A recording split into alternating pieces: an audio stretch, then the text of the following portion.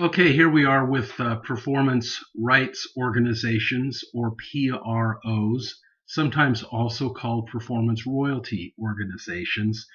You'll find my notes, my lecture notes, under course material, lecture 17. So away we go. So PROs collect publishing royalties, performance royalties, for the public performance of musical works as stipulated by the U.S. Copyright Act. This includes fees paid by radio stations, businesses, restaurants. There are three main performance rights organizations, ASCAP being the oldest, BMI, and CSAC. All right, and all of them have offices, big offices here in Nashville. I see their signs, and I've visited their buildings before.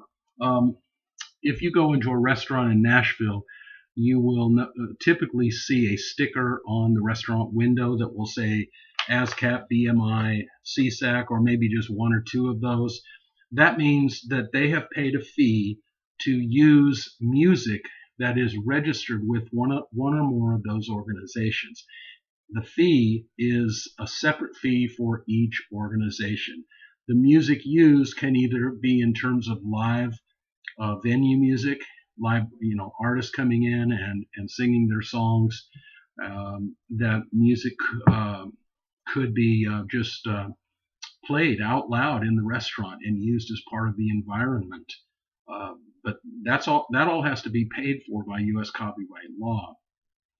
Other places would be bars, nightclubs, sports arenas, television performances, bowling alleys, malls, shopping centers, amusement parks, all over the place. So these fees are all paid separately. As I said, a blanket license is paid to each PRO. Okay, in the U.S., ASCAP is certainly the oldest, and the second oldest is BMI, which started in 1939, and that actually was started because of a boycott over ASCAP charging exorbitant fees for radio stations to broadcast music. From 1931 to 1939, ASCAP increased their rates, their annual rates, by almost 450%. And the radio stations just boycotted it. And during that time, they would only play songs in the public domain, or rhythm and blues, since it wasn't really protected.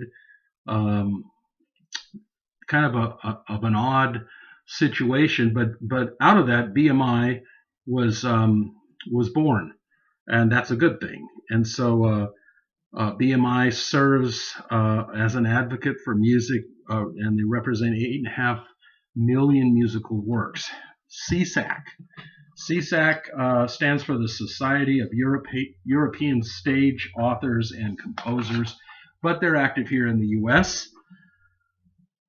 If you look at my notes, you'll see they represent 400,000 plus songs. Bob Dylan is affiliated with CSAC, Neil Diamond, Mumford and Sons.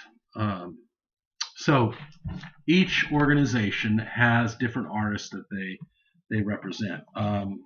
So you as a songwriter, in addition to aligning yourself with the publisher typically has multiple publishing entities, and each entity is affiliated with a different performance rights organization. So I grew up listening to the Beatles, and the Beatles were with Northern Songs, which was actually partly owned by Lennon and McCartney. Northern Songs was affiliated by BMI. So growing up, I always thought BMI was the coolest.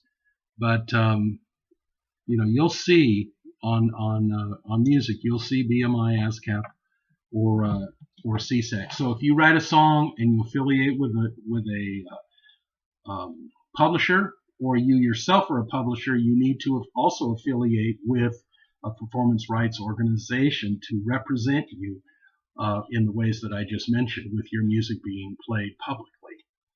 All right. What else can I tell you here? It's kind of weird how the rates are determined on what is paid.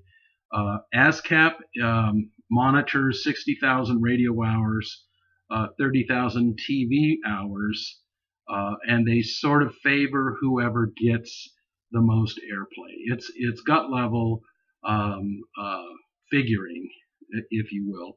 BMI has a little bit more scientific method. They do, well, I should say they do, they look at cue sheets from radio stations, so they know exactly what's been played, what's been used, what synchronization licenses have been issued. They look at radio station logbooks. So that's a little bit better. That's a little bit more fair, I think. So going on through these notes, the membership fees differ between each PRO. So you can take a look at that. Definitely check out the links that I have put in my lecture notes for you to understand everything. I also have a fourth PRO listed as CCLI, and you'll know this from Sunday morning church services. Now, it's important to note that your church possibly pays an annual fee to CCLI. That fee, based on the size of the congregation, that fee is put into a pool, and then the pool is divided up based on nationwide, based on all the data collected from 100,000+ churches that have submitted song sheets on what has been sung on Sunday mornings. Now, it is not against the law to sing a song in church. It is U.S. copyright law says it's illegal to charge for that. But CCLI found a way around that years ago because of the lyrics being shown up on screen, or lyrics being duplicated, or rehearsal CDs being made, or the music on a Sunday morning being broadcast or streamed via a web broadcast of the church service. So because of that, CCLI exists, because of that loophole. All right. Interestingly, CCLI was purchased by CSAC, a little known thing. It's kind of odd, but they were purchased about a year ago by one of the performance rights organizations. Take a look at the page that I have on how music publishing looks like a pie, how these slices are divvied up between mechanical royalties, performance royalties, synchronization royalties, also called sync fees. So go through that. That's in my notes, as I said. A little bit further breakdown of how film and TV sync fees are arrived at. Also, my notes on sound exchange are in that. And so that does it with my lecture notes on PROs. Okay, so please review all that. And I'm still looking for another. Oh, here it is. Controlling the variables. I'm at 8.5 minutes now, so I'll see if I can sneak this in quickly. There's a picture of Geppetto and Pinocchio, and just beneath that it says, understand what a cap rate is. A cap rate is a number that record labels will put on you, the artist. They'll say 0.091 cents times 10 songs. Let's keep it easy, or 12 songs. But 10 songs would be 91 cents maximum can be paid out on that record project for publishing, for mechanical royalties. If your number goes above that, it's going to come out of your pocket. So in that scenario, you're going to negotiate outside copyrights and try to get a 3/4 rate, because you've got to keep your limit at 91 cents or so. So that's what a cap rate is. Remember what a controlled composition is. That's any song written, co-written, published, owned, controlled, or administered by you, has the right to be re-recorded without permission, as long as it's already been distributed one time. I go into a bit about negotiation, how to get a lower rate, and sub-publishing. What is it? Well, I just told you what it was on the last video.